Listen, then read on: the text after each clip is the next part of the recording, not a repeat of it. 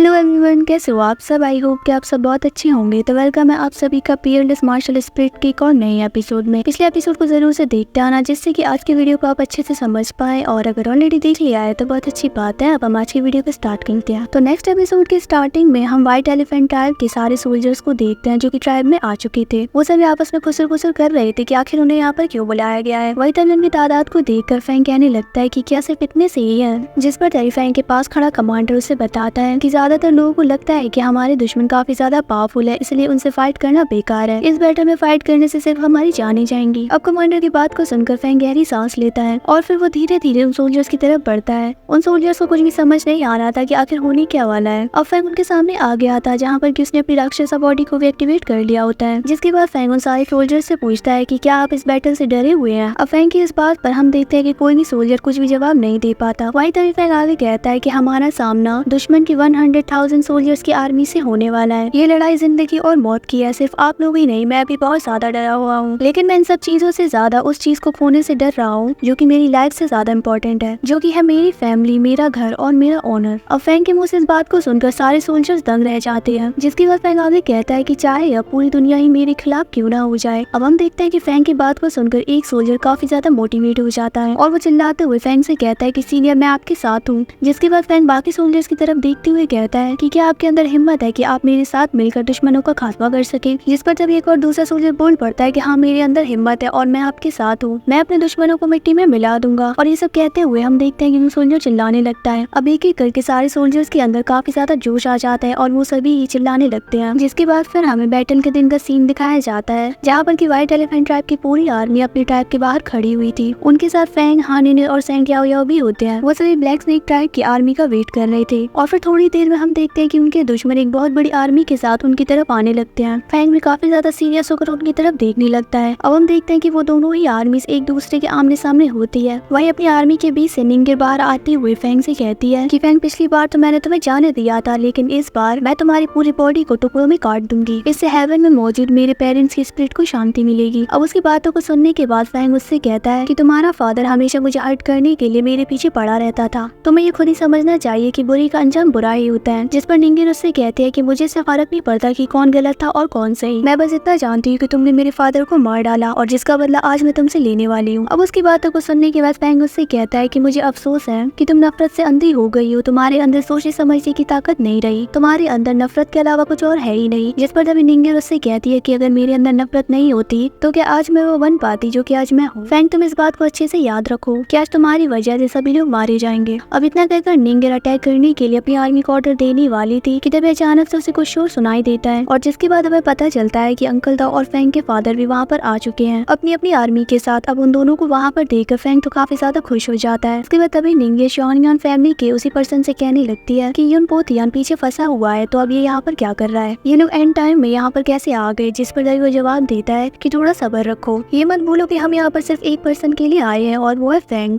जिसके बाद वो पर्सन आगे आकर कहता है कि तियानियन डायनेस्टी के जनरल यून अपनी आर्मी को यहाँ पर सेक्रीफाइस करने के लिए ले आए। मुझे अफसोस है कि आज इस फाइट में कितने मासूमों की जान जाएगी। अब उसकी इस बात को सुनकर फैंग उससे कहता है कि तुम तो कितने बड़े दोगले हो, जो कि ऐसा प्रिटेंड करने की कोशिश कर रहा है जैसे कि उसे दूसरों की जानों की कितनी परवाह है। जिस पर वो पर्सन हंसते हुए फैंग से कहता है कि तुम तो मुझे हमेशा ही गलत समझते हो, मुझे वॉर से सख्त नफरत है। जिस पर फैंग उससे कहता है कि क्या मजाक है, तुमने सबको अपने मोहरों के जैसे यूज किया, चाहे वो मिलिट्री हो, ली यंग फैमिली हो या फिर निंगिर हो, सब तुम्हारे हाथों की कठपुतली है। तुम जैसे नचाओगे ये लोग वैसे ही नाचेंगे, और एक बार इनसे तुम्हारा मतलब पूरा हो गया तो तुम उन्हें ऐसे फेंक देते हो जैसे कि तुम उन्हें कभी पहचानते ही नहीं थे। तुम्हें सिर्फ सबका यूज करना ही आता है। अब उसकी बातों को सुनकर दूसरी तरफ वो पर्सन सिर्फ हंसे ही जा रहा था। जिसके बाद फैंग उससे कहता है कि मुझे नहीं पता कि तुम्हारा प्लान क्या है, मैं बस इतना जानता हूँ कि आज मुझे किसी भी कीमत पर तुमको खत्म करना है। जिसके बाद तभी वो पर्सन फैंग से कहता है कि चलो मैं तुम्हारे सामने एक कंडीशन रखता हूँ, अगर तुमने निंगिर से फाइट करके उसको हरा दिया तो मैं तुम्हें तुम्हारी मदर से मिलने का एक मौका दूंगा। जिस पर फैंग उससे कहता है कि क्या तुम इन सब चीजों को करते करते बोर नहीं हुए हो, अगर तुम्हें क्या लगता है कि मैं तुम्हारी स्ट्रिक में फंस जाऊंगा। जिस पर वो पर्सन फैंग से आगे कहता है कि लगता है कि तुम इसमें इंटरेस्टेड नहीं हो, तो चलो मैं इसमें एक और कंडीशन कंडीशन ऐड करता हूँ, और वो ये है कि अगर तुमने निंगेर को हरा दिया तो मैं अपनी आर्मी के साथ पीछे हट जाऊंगा और तुम्हारे इतने सारे लोगों की जान बच जाएगी। अब उस पर्सन की इस बात को सुनकर फैंग उससे कहता है कि तो फिर ठीक है, मैं इसके लिए तैयार हूँ। आज चाहे जो भी हो जाए डेफिनेटली मैं ही जीतूंगा। मैं किसी भी कीमत पर अपने लोगों को हर्ट होने नहीं दूंगा। अब ये सब सुनकर तभी फैंग के फादर उसके लिए परेशान होने लगते हैं। साथ ही हानिनीर भी काफी ज्यादा घबराई हुई थी। इसके बाद तभी फैंग हानिनीर की तरफ देखते हुए कहता है कि हानिनीर, तुम्हें डरने की जरूरत नहीं है, क्योंकि तुम जानती हो कि मैंने तुमसे वादा किया है कि मैं कभी भी तुम्हें अकेला छोड़कर नहीं जाने वाला। साथ ही मैं अपनी मदर से बिना मिले तो बिल्कुल भी नहीं मरूंगा। अब उसकी बातों को सुनने के बाद वो मिस्टीरियस पर्सन जोर जोर से हंसने लगता है और फिर हम देखते हैं कि वो अपनी पावर का यूज करके निंगेर और फैंग को स्पेस बैटलफील्ड पे भेज देता है। वहीं ये सब देखकर तभी फैंग के फादर को फैंग की कई बात याद आती है, जहाँ पर कि वो कह रहा था कि अगर शॉनियन फैमिली वालों को मेरी ये पेनलॉग स्टिक चाहिए तो वो मेरी ब्लड लाइन को इम्प्रूव करने के बजाय डायरेक्टली आकर इसको क्यों नहीं ले लेते। फैंग के फादर इन सब चीजों को लेकर काफी ज्यादा कंफ्यूज थे और वो सोचते हैं कि आखिर उनका असली मकसद है क्या। जिसके बाद सीन यहाँ से शिफ्ट होता है और हमें स्पेस बैटलफील्ड का सीन दिखाया जाता है, जहाँ पर कि अब फैंग और निंगेर आ गए थे। अब वहाँ पर पहुंचकर फैंग निंगेर से कहता है कि अभी भी देर नहीं हुई है, तुम पीछे हट जाओ। जिस पर तभी निंगेर अपने हंटर को बाहर निकाल कर उससे कहती है कि तुम्हें डर लग रहा है इसीलिए तुम ये कह रहे हो, है ना। इतना कहकर हम देखते हैं कि निंगेर ने अपने सरपेंट का यूज करके फैंग पर अटैक कर दिया होता है। वहीं तभी उसके अटैक को ब्लॉक करने के लिए फैंग अपने ब्लडी जायंट स्वॉर्ड को यूज करता है। अब निंगेर और उसके सरपेंट की पावर को ऑब्जर्व करने के बाद किचन कहती है कि फैंग, इस लड़की की स्ट्रेंथ पहले से कई गुना बढ़ गई है, तो मैं इस बार इससे फाइट करने के दौरान काफी ज्यादा केयरफुल रहना होगा। अब फैंग इन सब चीजों का सामना कर ही रहा होता है कि तभी हम देखते हैं कि वहाँ पर रेड टाइगर ट्राइब का हॉली बीस्ट आकर एकदम से फैंग पर हमला कर देता है, जिसके अटैक से बचने के लिए फैंग तुरंत हवा में चला गया था। पर हम देखते हैं कि फैंग की मुसीबत अभी भी खत्म नहीं हुई थी, क्योंकि वहाँ पर गोल्डन ईगल ट्राइब का हॉली बीस्ट आ गया था और वो आते ही तुरंत पीछे से फैंग को हिट करता है, जिससे कि अब फैंग सीधा जमीन पर आ गिरा था और उसकी स्वॉर्ड भी उससे दूर हो गई थी। जिसके बाद फैंग अपने सामने पांचों ट्राइब के हॉली बीस्ट को देखता है और उनमें निंगेर भी थी अपने सरपेंट के साथ। फिर वो आगे आते हुए फैंग से कहती है कि फैंग, अब तुम्हारा खेल खत्म हुआ। और फिर इस सीन के साथ हमारा आज का ये एपिसोड यहीं पर एंड हो जाता है। होप करती हूँ कि आपको आज का एपिसोड भी अच्छा लगा होगा। अगर हाँ तो वीडियो को लाइक, और अगर चैनल पर पहली बार आए हो तो सब्सक्राइब भी जरूर से करते जाना। साथ ही बहुत जल्द नेक्स्ट एपिसोड भी आने वाला है, तो मेरे साथ बने रहिए और अब हम मिलेंगे एक और नई वीडियो में। Bye bye.